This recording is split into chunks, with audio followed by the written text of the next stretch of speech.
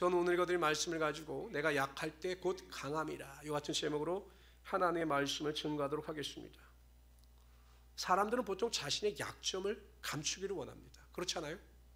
누가 여러분들 약점을 딱 지적해서 약점을 드러내면 그 약점 때문에 기뻐하고 즐거워하는 사람은 없습니다. 사람들은 어찌하든지 자신의 약점을 감추려고 하고 자신의 장점을 드러내려고 합니다. 근데 요즘에 보면 꼭 그렇지도 않은 것 같아요. 오히려 자신의 약점을 극대화시키면 오히려 그 약점으로 인하여 인생의 성공을 거두는 사람들도 있더라고요.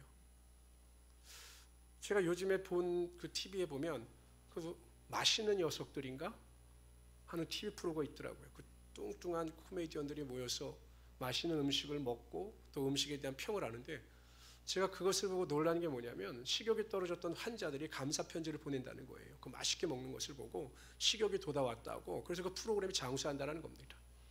예전엔 여러분 많이 먹는 것, 뚱뚱한 건 결점이었어요.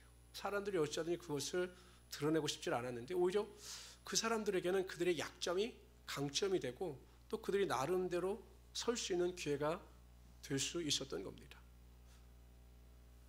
사도 바울도 오늘 본문에서 이야기합니다. 내가 약한 것이 부정적인 것이 아니라 내가 약할 때 오히려 하나님의 강함이 나타나므로 하나님의 능력 가운데 살아갈 수 있다. 그러면 나는 내 약함을 자랑한다라고 고백합니다. 그런데 여러분, 사도 바울의 가장 큰 약점이 무엇이었을까? 무슨 문제였을까? 우리가 한번 살펴보죠. 갈라디아서에 보낸 편지입니다. 읽어봅시다. 시작. 내가 처음에 육체의 약함으로 말미암아 너에게 복음을 전한 것을 너희가 아는 바라. 너희를 시험하는 것이 내 육체에 있으되 이것을 너희가 업신여기지도 아니하며 버리지도 아니하고. 갈라디아 교회 성도들을 시험케 하는 사도 바울의 육체의 연약함이 있었습니다. 그러니까 딱 봐도 야, 사도 바울에게 왜 저러한 질병이 있을까? 사도 바울에게 무슨 문제가 있는 건 아닐까 할 정도로 아주 지독한 육체의 질병이 있었습니다. 그게 무엇인가? 다 같이 읽어봅시다. 시작. 오직 나를 하나님의 천사와 같이 또는 그리스도 예수와 같이 영접하였도다. 너의 복이 지금 어디에 있느냐? 내가 너에게 증언하노니 너희가 할 수만 있었더라면 너희 눈이라도 빼어 나에게 주었으리라. 뭐라고요? 너의 눈이라도 빼어 나에게 주었을 것이다. 그러니까 갈라디아 교회 성도들이 얼마나 사도 바울을 사랑했는지 눈이라도 빼서 줄 정도로 사도 바울을 사랑하는 것입니다. 그래서 학자들은 사도 바울에게 눈과 관련된 육체의 질병이 있었구나. 그래서 지나친 안질이었을 것이다. 왜냐하면 다메섹 도성에서 정오의 빛과 같이 강한 것으로 인하여 고꾸라졌거든요. 떨어졌거든요. 그래서 안질이라고 생각합니다. 그러나 우리가 생각하는 그 정도의 안질이 아닙니다. 사람들이 보기에도 아주 지독할 정도로 큰 중병이었습니다. 아마 막 눈곱도 끼고 막 지저분해 보였겠죠. 그래서 복음을 증거할 때마다 사도 바울은 자신의 육체의 질병이 오히려 복음을 증거하는 일에 방해가 된다고 생각하여 자신의 약함으로 인지했습니다. 그러나 하나님께 기도하지만 하나님께서 그 기도에 응답하여 주시지 아니하고 내 은혜가 내게 족하다라고 말씀하실 때 사도 바울은 깨달은 것입니다. 내가 약할 때, 내가 부족할 때, 내가 문제에 직면했을 때 오히려 그것으로 인하여 하나님을 더 의지하게 되고 또 그래서 하나님의 능력을 맛볼 수 있게 되는 것이구나 라고 믿음으로 선포하며 그 약함을 자랑하고 있는 것입니다. 그래서 오늘 저는 사도 바울의 약함과 관련하여 그가 어떻게 그러한 은혜와 능력을 맛볼 수 있었는가에 대하여 살펴보라 함께 은혜를 나누고자 합니다. 첫 번째로요, 왜 사도 바울에게 그 약함이 임하게 되었는가, 왜 약점이 부어지게 되었는가에 대하여 살펴보도록 하죠. 우리 7절 읽어봅시다. 7절 여기 나오나요? 다 같이 읽어봅시다. 시작. 여러 계시를 받은 것이 지극히 크므로 너무 자만하지 않게 하시려고 내 육체의 가시 곧 사단의 사자를 주셨으니 이는 나를 쳐서 너무 자만하지 않게 하려 하심이라. 사도 바울은 여러분 기본적으로 굉장히 똑똑한 사람입니다. 그리고 능력 있는 사람입니다. 그 빌립보의 포서에 보면 아마 빌립보 교회 내 이단들이나 신앙이 잘못된 사람들이 자신의 스펙을 자랑하는 것으로 보여요. 내가 얼마나 많은 것을 가졌는지, 내가 얼마나 많은 학문을 배웠는지 막 교만했던 것으로 보입니다. 그 사도 바울이 그 빌립보 교회에 보낸 편지에 보면 자기 자신에 대해서 이렇게 소개합니다. 너희가 육체를 신뢰할 만하면 나도 육체를 신뢰할 만하다. 만일 누구든지 다른 이가 육체를 신뢰할 것이 있는 줄로 생각하면 나는 더욱 그러하리니 나는 8일 만에 할례를 받고 이스라엘 족속이요 베냐민 지파요. 최초의 왕을 배출해낸 지파가 베냐민 지파입니다. 사울 왕을. 그래서 굉장히 베냐민 지파 사람들이 자부심을 가졌습니다. 히브리인 중에 히브리인이요 율법에 의로는 바리새인이요 열심으로는 교회를 박해하고 율법에 의로는 흠이 없는 자라. 더구나 가말리아 문화생입니다. 그 당시 최고의 학부입니다. 지금으로 따지면 미국의 하버드 정도 이상은 되었을 것입니다. 그 정도의 스펙을 가지고 똑똑하고 능력 있는 사람이 사도 바울입니다. 근데 여러분, 단지 인간적인 스펙과 능력을 가졌을 뿐만 아니라 그는 영적인 일에도 놀라운 능력을 체험합니다. 오늘 본문에 보면 여러분, 천국을 경험하고 온 사람입니다. 사도들 중에 천국을 경험하고 온 사람이 없어요. 그러한 영적인 놀라운 하나님의 계시를 경험한 사람입니다. 병든 자를 고치기도 하고 죽은 자를 살리기도 하며 감옥에서 기도할 때 감옥문이 열리며 착고가 풀리는 하나님의 놀라운 능력을 맛본 사람이 사도 바울입니다. 그 정도 능력과 그 정도 영적인 능력을 맛본 사람이라면 충분하게 교만할 수가 있죠. 여러분, 우리나라 이단들이요, 처음에는 순수하게 시작했다가 막 능력이 나타나니까 그들이 교주가 되고 신격화됨으로 말미암아 잘못된 교리로 나가는 것입니다. 제가 얼마 전이죠, 한 2달 전인가, 저랑 친한 목사님이랑 이제 식사를 하고 좀 걷자. 그래서 이제 안양 시내 쪽을 이렇게 걷는데 그 목사님이 자꾸 이렇게 동물병원을 이렇게 보시는 거예요. 이렇게 그 앞을 지나가시는데 자꾸 이렇게 들여다보시고, 그래서 아니 목사님 무슨 반려견 키우세요? 그랬더니 아니라는 겁니다. 그래서 왜 자꾸 그 동물병원을 쳐다보세요? 라고 이야기했더니 그 사정 이야기를 해주시는 겁니다. 그 동물병원에 그 주인이 부부인데 이 두 사람이 처음에 안양에 내려와서 그곳에 동물병원을 차렸을 때 굉장히 어려웠다라고 합니다. 어려우니까 이제 교회를 찾다가 이 목사님 교회에 와서 예배를 드리고 은혜를 받고 등록을 하였습니다. 근데 이 목사님 교회는 지하에 있고 성도들도 수많은 어르신들 10명 내외였기 때문에 굉장히 교회가 어려웠습니다. 근데 여러분, 젊은 부부가 와서 또 하나님 앞에 온전히 11조도 하고 헌신하고 수고하니까 이 목사님도 사모님도 큰 위로를 받은 것입니다. 그리고 매일 기도에 빠지지 않고 두 부부가 나오고 뭐 헌신하니 교회가 갑자기 살아난 거죠. 그래서 사모님도 그 5살, 3살 난 그 자녀들을 굉장히 극진히 보살펴 주었습니다. 보살펴 줄 사람이 없으니까 정말 데려다가 밥도 먹이고 입히고 보살펴 주었습니다. 정말 하나님께서 그들의 중심을 보시고 복을 부어주시는데 그 어려웠던 동물병원이 다시 제자리를 잡게 되고 더 번성해서 2호점까지 낼 정도로 하나님께서 그 수의사 부부에게 복을 부어주신 겁니다. 근데 인간은요, 이 교만이라고 하는 뇌 구조가 있어요. 오늘로부터 이 부부가 문제가 해결되고 자신들이 점점 번성케 되니까 교만이 자리 잡은 겁니다.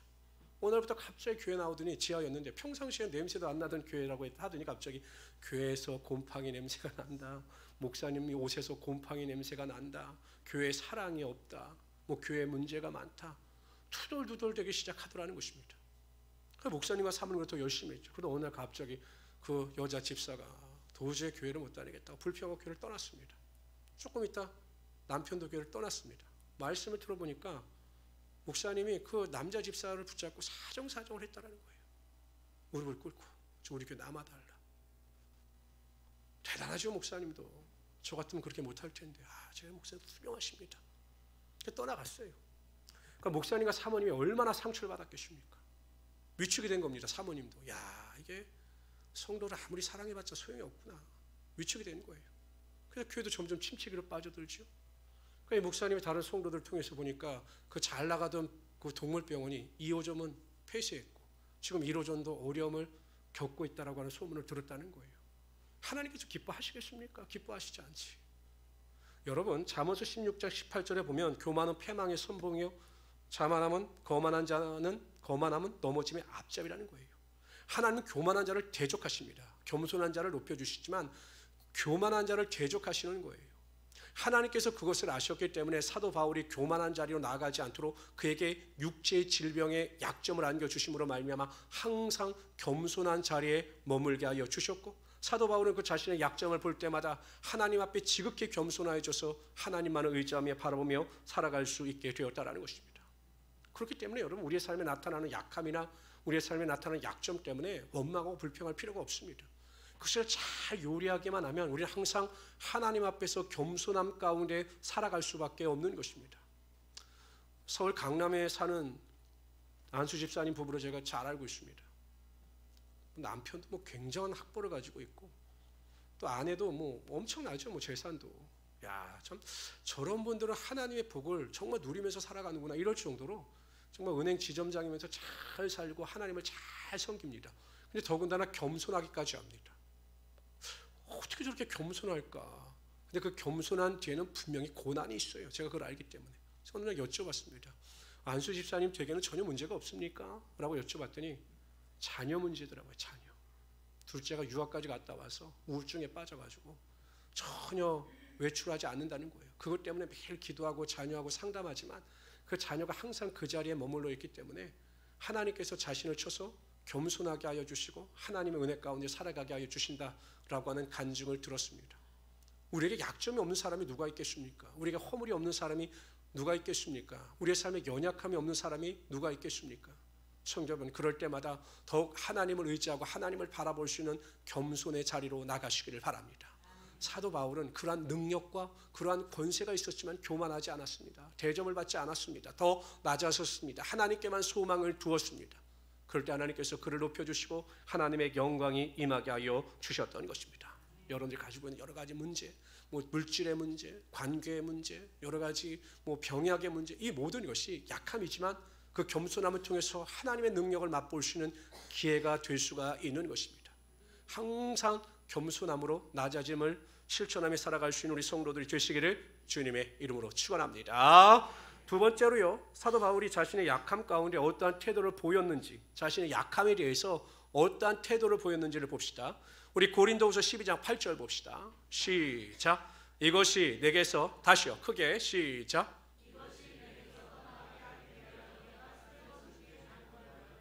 세 번 강조했습니다. 이게 문자적으로 세 번만 기도했다라고 하는 의미가 아닙니다. 성경에서 삼은 완전수입니다.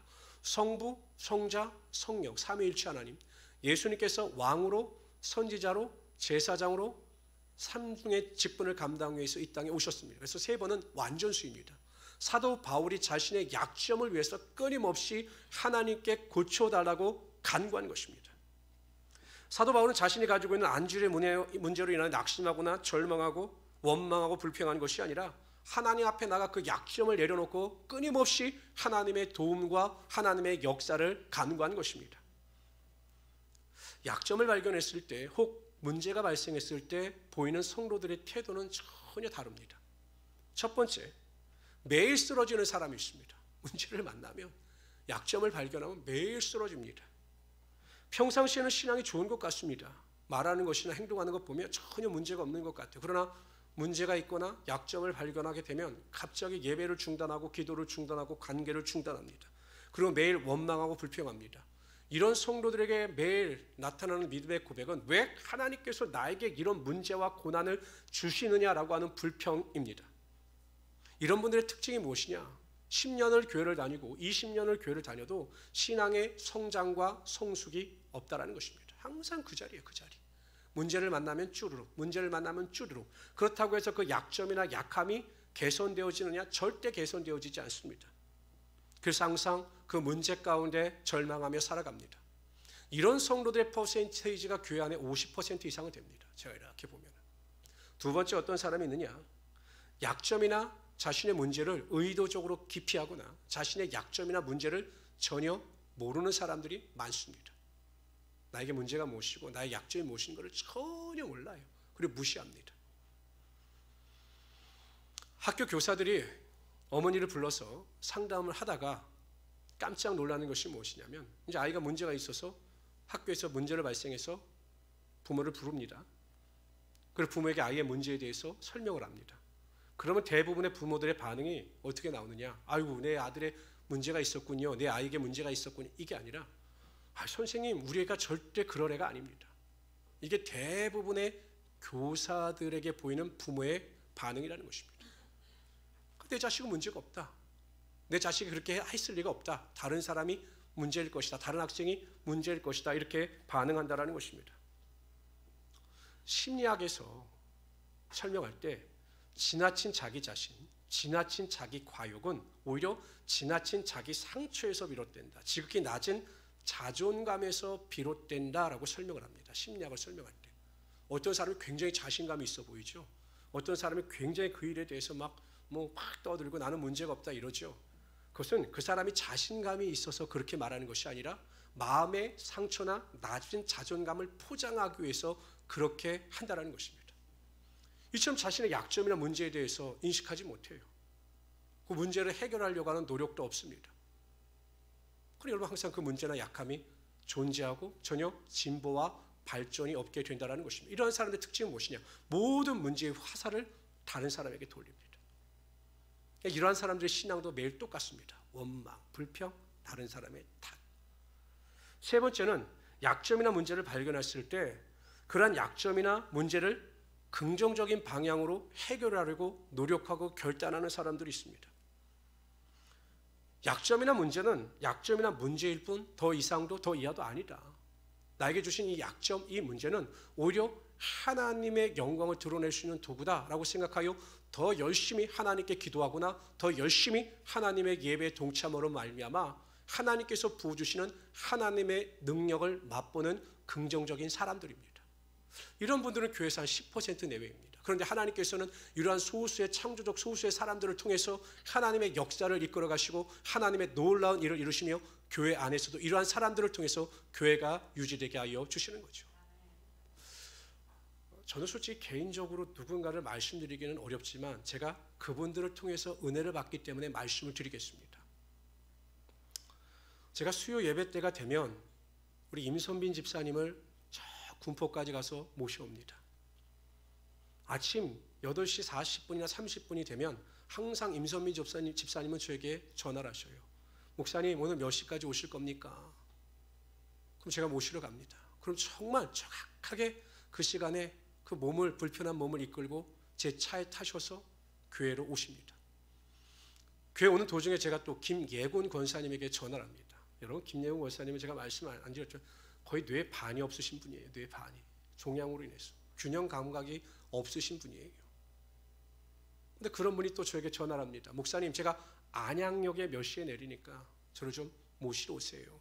그러면 제가 또 그분을 이렇게 모시러 갑니다. 우리 김예군 권사님이나 제가 임선민 집사님이 차에서 내릴 때 탈 때마다 느끼는 감동이 무엇일까요? 야, 저렇게 불편한 몸에도 불구하고 하나님을 사랑하는 마음을 가지고 하나님께 예배할 때 하나님께서 얼마나 그 믿음을 보시고 기뻐하시겠느냐라는 것입니다. 사지육신 멀쩡한 사람들은 예배를 경홀히 여기는데 그렇게 불편한 몸을 이끌고 사모하여 하나님 앞에 나와 자신의 약함에도 불구하고 하나님을 의지할 때 하나님께서 얼마나 놀라운 축복과 은혜를 부어주시겠느냐라는 것입니다. 성도 여러분, 항상 우리는 믿음 안에서 경험되어지는 약함 때문에 절망하거나 낙심하지 마십시오. 하나님은 여러분들의 약함을 통해서 하나님의 능력과 강함을 행하시는 하나님이 되시는 것입니다. 12회로 혈루증을 앓던 여인이 자신의 육체의 약함에도 불구하고 내가 예수 그리스도 앞에 나아가 간구하고 그 옷깃을 만지기만 하면 내 병이 나을 수 있다라고 하는 믿음을 가지고 나와 그 옷깃을 만졌을 때 병고침의 역사를 체험하였을 뿐만 아니라 구원의 축복을 누렸던 것처럼 우리 성도님들은 항상 그 자리에서 머물러 있는 자들이 아니라 신령한 은혜를 사모하여 신령한 자리에 나와 하나님의 능력 가운데 거할 수 있는 귀한 성도들이 되시기를 주님의 이름으로 축원합니다. 한편 기도와 관련된 교훈을 살펴보고자 합니다. 여러분 사도 바울의 기도는 예수님으로부터 외면받았습니다. 내 병을 고쳐주십시오 라고 했는데 예수님은 거절하셨습니다. 응답이 무엇입니까? 네 병이 낫지 않는 것이 응답이다 이렇게 말씀하신 거예요. 어찌 보면 여러분 굉장히 상처죠. 아니 내가 육체의 질병을 가지고 복음의 능력을 전달하는데 방해받는 이 안지를 가지고 살아가는 것이 하나님의 뜻인가? 그러나 사도 바울은 감사함으로 받아들입니다. 왜냐하면 자신은 연약하고 부족하고 불완전하나 하나님은 완전하고 온전하신 전지전능하신 하나님이심을 믿었기 때문에 하나님의 뜻이 하나님의 결정이 옳다는 것을 인정하고 그것을 수용합니다. 그때 그 마음 가운데 기쁨이 흘러 넘치게 된 것이고 자신의 약함을 자랑할 수 있게 되었던 것입니다. 성도 여러분, 내 뜻대로 내 원대로 기도가 응답되지 않는다고 해서 불평하지 마십시오. 하나님 더 완전한 것으로 완벽한 것으로 우리의 삶에 응답하여 주시며 우리의 기도의 거절이 우리의 실패를 의미하는 것이 아니라 우리의 기도의 거절이 더 완전한 것으로 나가는 하나님의 축복의 통로가 된다는 사실을 기억하시고 항상 기도 안에서 기뻐하며 즐거워하며 살아갈 수 있는 하나님의 귀한 성도들이 되시기를 주님의 이름으로 축원합니다. 세 번째로요, 사도 바울이 왜 자신의 약함을 자랑하게 되었는가에 대해 살펴보도록 합니다. 우리 9절 한번 다 같이 읽어봅시다. 시작. 나에게 이르시기를 내 은혜가 내게 족하도다. 이는 내 능력이 약한 데서 온전하여 짐이라 하신지라.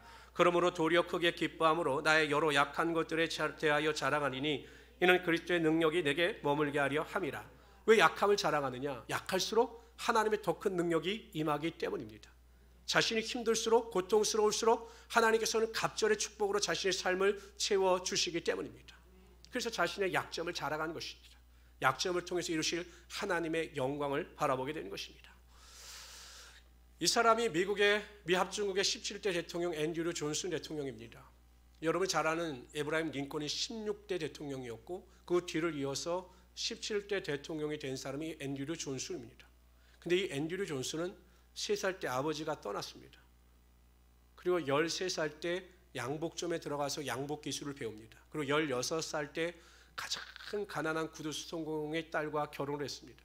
근데 18살까지 앤드류 존슨은 학교에 다닌 적이 없기 때문에 글을 배운 적이 없기 때문에 글을 읽고 쓰지를 못했습니다. 일자 무식이었습니다. 그래서 그의 아내가 너무 안타까우니까 그 앤드류 존슨에게 글을 가르쳐 줍니다. 근데 이 앤드류 존슨이 머리가 좋은 사람이었기 때문에 하나님께서 그에게 지혜를 주신 것 같아요.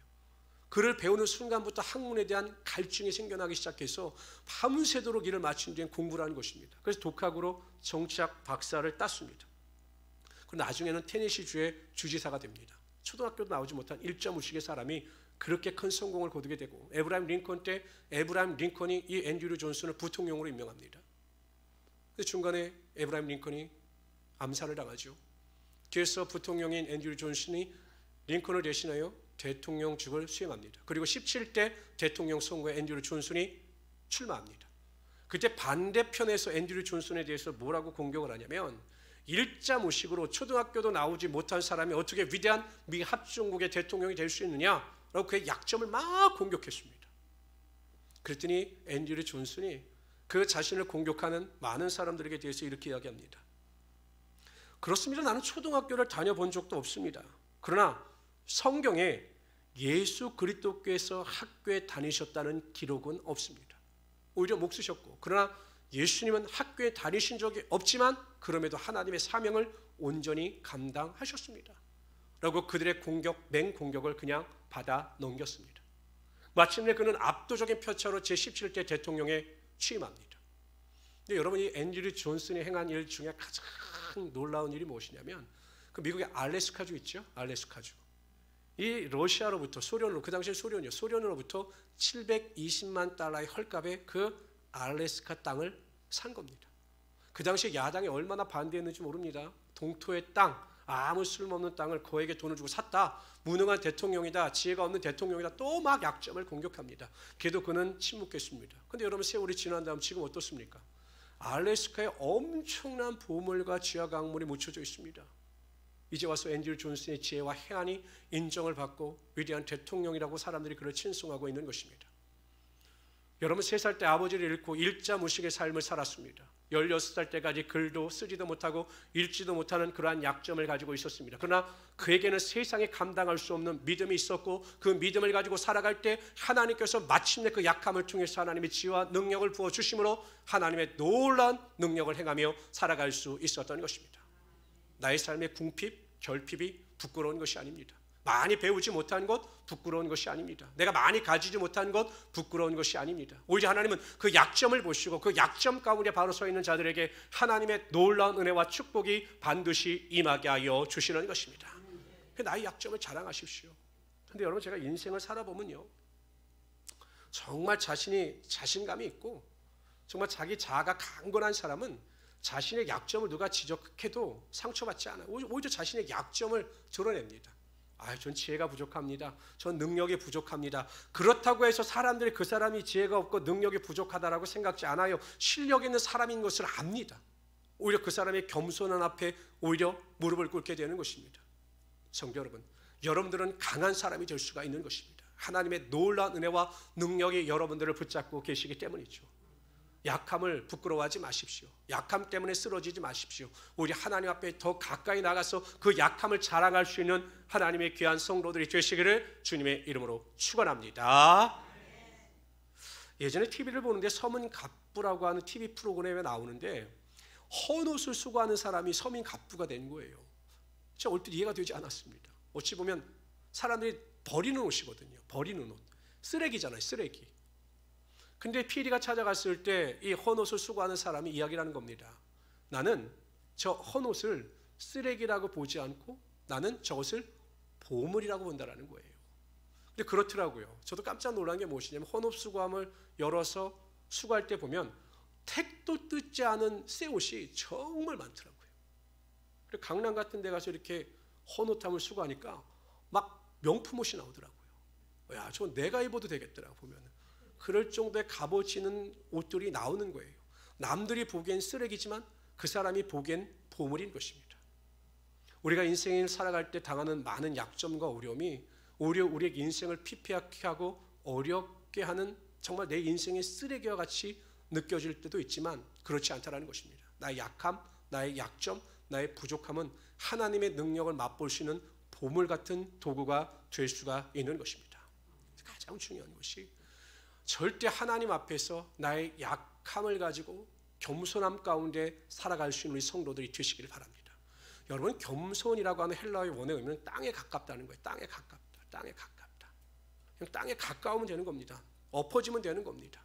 그래서 그렇게 겸손함으로 나아갈 때 하나님께서 여러분들이 가지고 있는 모든 약함과 허물과 약점을 통해서 하나님의 놀라운 은혜와 능력이 반드시 나타나게 하여 주실 것입니다.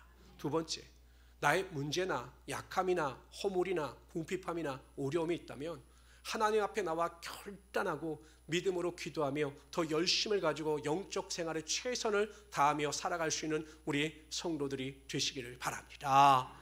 여러분, 공부를 잘하고 싶은 학생은 열심히 공부를 해야 되는 겁니다. 공부 안 하면 성적이 안 올라요. 정말 하나님 앞에서 하나님의 놀라운 능력을 맛보시기를 원하신다면 하나님의 마음에 합할 정도로 영적인 일에 최선을 다할 수 있어야 한다는 것입니다. 세 번째, 나의 약함 때문에 위축되거나 부정적인 생각을 가지고 살아가지 마시고 그 약함을 자랑하십시오. 그걸 선포하십시오. 나의 약함과 나의 약점과 나의 허물과 나의 부족함이 하나님의 축복으로 채워질 것이며 하나님께서는 나의 약함을 통해서 하나님의 위대한 일을 이루어 가실 것입니다. 이러한 믿음의 능력을 가지고 전진해 나가심으로 하나님의 영광을 드러내시는 하나님의 귀한 성도들이 되시기를 주님의 이름으로 축원합니다. 기도합시다.